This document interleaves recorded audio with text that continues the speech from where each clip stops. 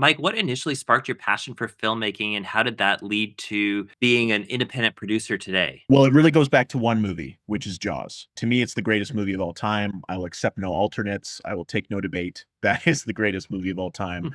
To me, it's just there's something about that movie. It just has a little something of everything for everyone. But on top of that, I think as I grew up learning about the making of that film and the story behind the scenes and what Steven Spielberg went through, the getting fired almost every day, 25 years old making this movie on the water with this shark that just wouldn't work. That almost became more inspiring than the movie itself. And this idea of this movie that almost ruined his career ended up becoming, the thing that made his career. So that I think that I had always had an interest in drama and acting in high school and things like that. So I always had an interest in the arts and that sort of thing. But I think Jaws was really the thing that lit the fuse for filmmaking. That being said, I thought for a long time I wanted to be a director. And, even going to film school at the University of British Columbia, going through the film production program there, I went into the program and exited the program as a director. I made films there as a director.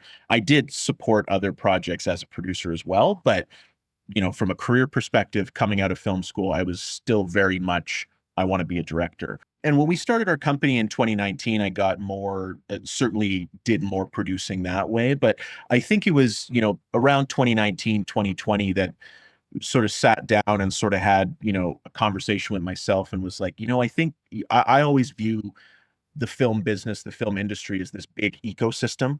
So it's like, how can I contribute to the ecosystem in a way that makes the most sense? And, I think I was seeing just a shortage of experienced producers or just a shortage of people who wanted to produce. There's a lot of directors who were producing for themselves out of, need, but not a lot of people who were, standing up, raising their hand and saying, hey, I want to be a producer. So to me, that was terms of how do I contribute to this ecosystem? How do I find a place where I can, sort of build a career, build a brand for myself?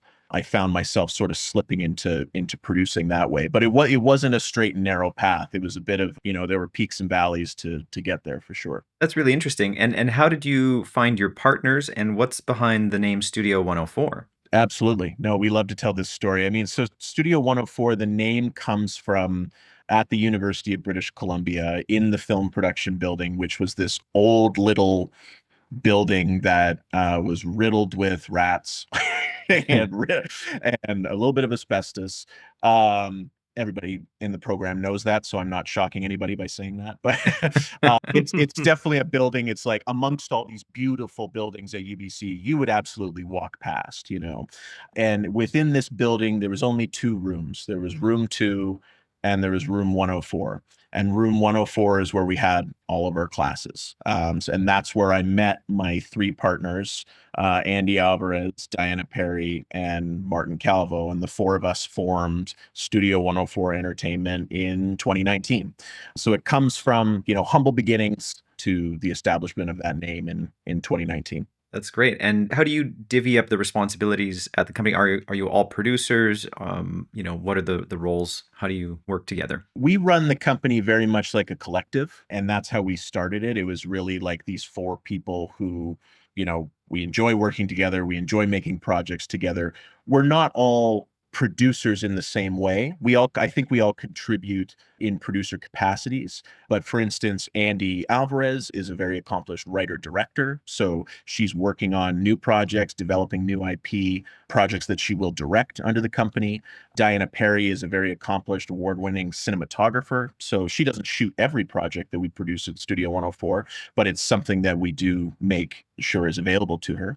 And then Martin Calvo is a director producer. So he works with me on the production side of things, as well as developing and directing his own work. Very interesting. And so as far as projects go, I mean, you've made now a couple feature-length documentaries, feature narrative, other short films as well, and we can dive into all of those things.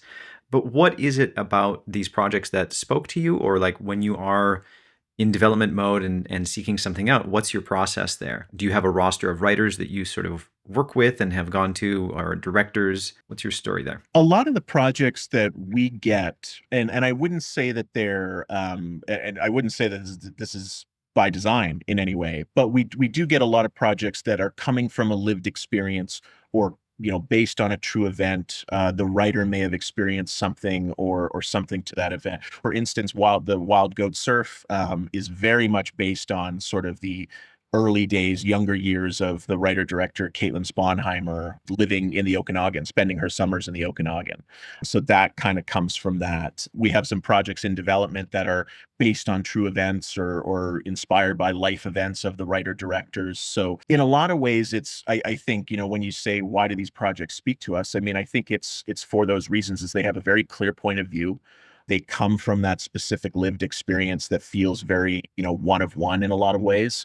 You want to sort of get behind them, help champion them, help sort of put them up on 2 feet. And that's something that's been exciting for us over the years. Is there a particular like movie or project that kind of made you or transformed your understanding of what it means to be a movie producer, like for yourself or a project you worked on? That's a good question. I mean, I think it was, I don't know that if it was a specific project, but something I found interesting is, coming out of film school, I almost felt that I really didn't know what a producer was. And I Yeah. and I don't want to sort of crap on the film program that I came from. But, from when I was producing films in film school, you're not really a tried and true producer in that sense. You're kind of you kind of get stuck with all the stuff that the other people don't want to do, that the director doesn't want to do, that the DOP and other members of the team don't You're want to. you're more of a facilitator of some kind. I think that's the perfect word, is facilitator. Yeah. And it's like you're kind of just, yeah, it's a lot of paperwork. And so I think in that sense, it's like it was hard to get excited about producing coming out of film school, because that's sort of what was taught to me, or that's what I knew. But I think as I sort of went along, got behind more projects, started producing more, I began to understand the role more fulsomely, and understand that I can have more agency in development, and have more agency creatively, and take on a bigger role. I'm not just a facilitator. So I think that's when I really sort of got excited about producing, because I think the number one thing I hear all the time is, oh, I don't want to be a producer because it's not creative, which I think is a completely incorrect statement. Like, even I remember listening to, you had Amber Ripley on, I think last week or a couple of weeks ago, and she was talking about how she contributes to projects in creative ways that are not necessarily writing the script, or not necessarily like, sitting side by side with the writer director. There's tons of ways that I get to be creative in a Yeah. project that doesn't mean I'm typing the script myself. That's something that still to this day needs to be demystified. It's just not a true statement. Yeah, it's so true. And so much of what we do is just problem solving, right? Both balancing the creative with the financial side of things. And as a director or a writer, you're up against, okay, well, we have to figure out the ending of this movie, but we can't afford to do it this way, or this way. What is something that we can do? And having a producer in those discussions is key, because it's another perspective. And again, you get to be creative coming from that angle that maybe the director or the production designer, the cinematographer are not looking at. It really is a team effort in those instances. You also just said something really interesting to me about like demystifying what a producer does, and going from like being a facilitator of sorts in film school to like actually producing your own work. And I'm curious about what that sort of moment was, or just like that switch for you where you graduated from UBC and the four of you said, okay, we're now going to form this company and we're going to make something. What was the first step? Like, what were you like, this is going to be the project that we do first, and this is what's going to help grow the company? Did that happen organically? Did somebody come in with a project? And like, why that specific project? Because ultimately, being a producer, especially an independent, like freelance producer, like it's a freelance gig. You have to figure out a way to get the next one. So this is interesting to me. And I know that a lot of like film school grads or directors, writers, and producers who wanted to be able to do this, I bet you they're wondering what that first step really is. There's sort of a myriad of things that happened. I mean, number one, one of the reasons we decided to form our company was that, myself, Andy, Martin, Diana, like sort of straight out of film school, we were working on a lot of TV movies together. Pretty much that summer out of film school, we started on this stretch of TV movies, and we were riding together. I think at that point I was the only one who had a car. So we were all riding in my car to set every day. An hour to Langley every morning, you got a lot to talk about, and an hour back from Langley at night, you got a lot to talk about. So, we just talk about, ultimately, like, what are the things that we notice is being done correctly? What are the things that we're noticing are being done incorrectly? What would we do differently? And I think, we got to a point where it's like, we've seen a lot of what works, we've seen a lot of what doesn't work.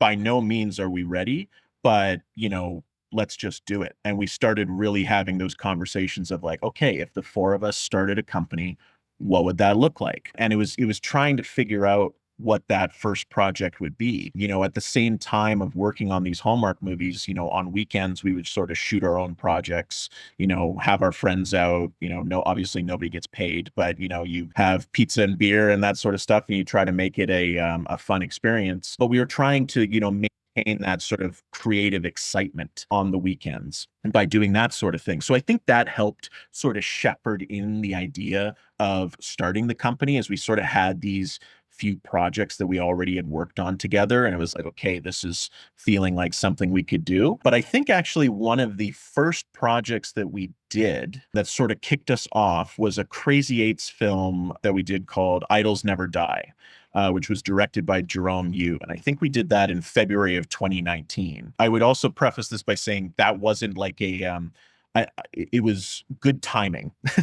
in a sense of like I was working on the project, I was producing the project. We hadn't officially launched our company yet, but when the time for Crazy Eights came around, I was like, wouldn't it be great if we could sort of launch our company off the back of this?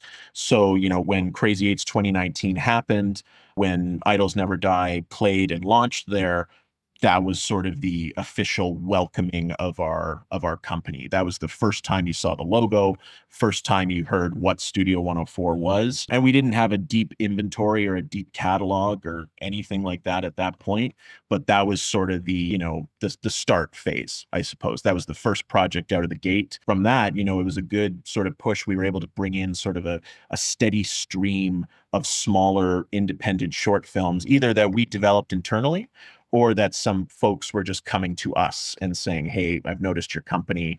I want have the money to make this film. I don't know how to produce it. Will you guys help me produce it? And that was sort of the first year of our company, was a lot of that, like a mix of sort of internal development of smaller projects, as well as, if you want to call it, servicing some other projects as well.